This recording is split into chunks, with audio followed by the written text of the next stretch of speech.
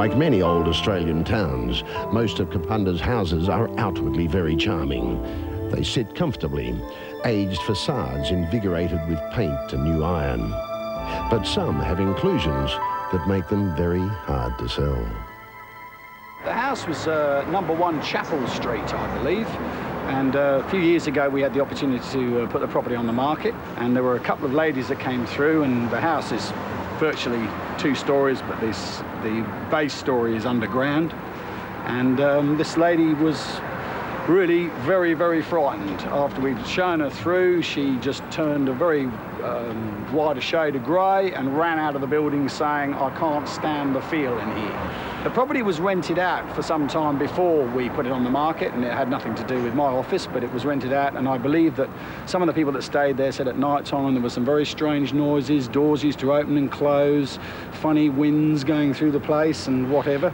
And they even used to lock the doors by themselves, some people said, so who's to say? We don't know.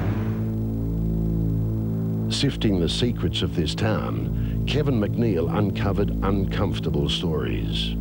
Like the house on the old Adelaide Road, there's an unspoken agreement that it will never be rented to women of childbearing age. I call the Pregnant Angry House, and that is a house where young women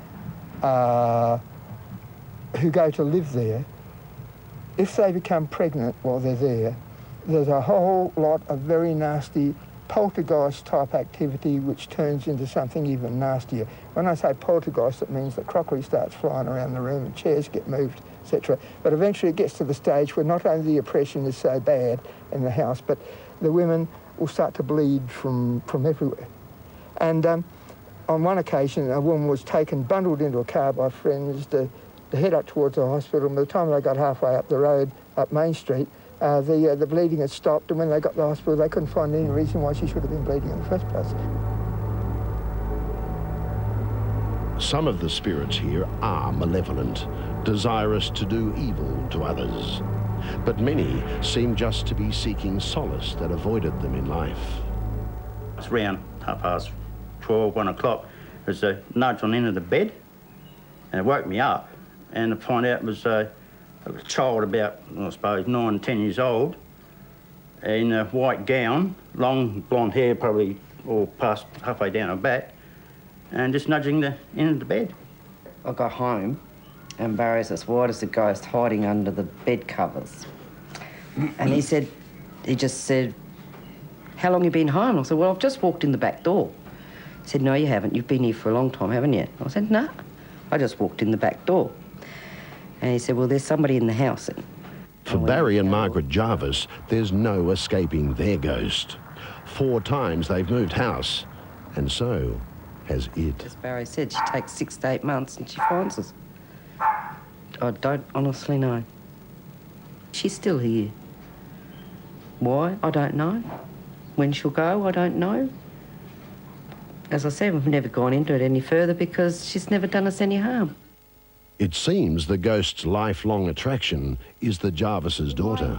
My vision is she's probably a little bit small, just about this high. Just a little bit small, and she wears white dresses and she's blonde. And most times I do see her holding a noose, and other times I do see her carrying a baby in her arms.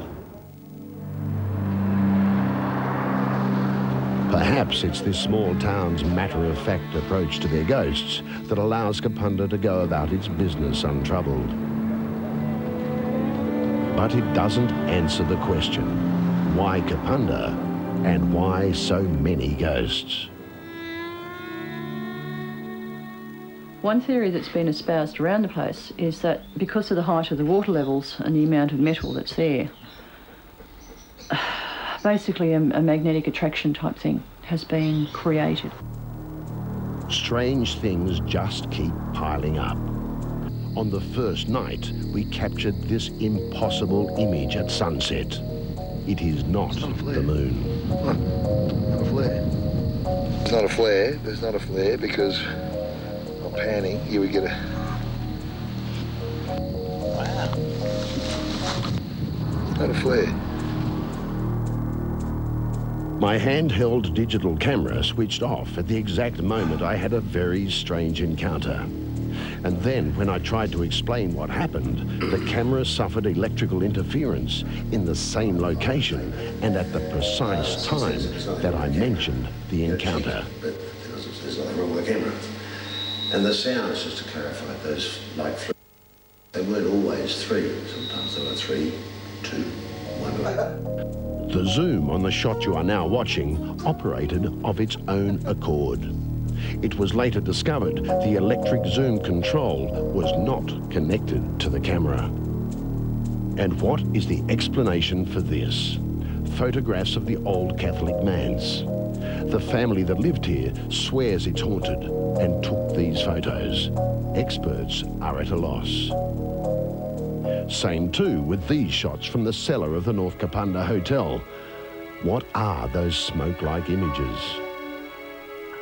There are strange powers that encircle this place.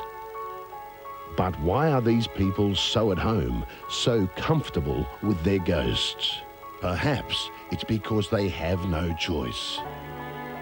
There is one thing the people who live here will avoid at all costs: staying alone overnight in their town's most haunted buildings. But it's something I simply had to do. This, for me, is the point at which Kapunda's story becomes a personal journey, not just a search for something outside the normal, but a test of my own inner strength. 3 nights that changed my life.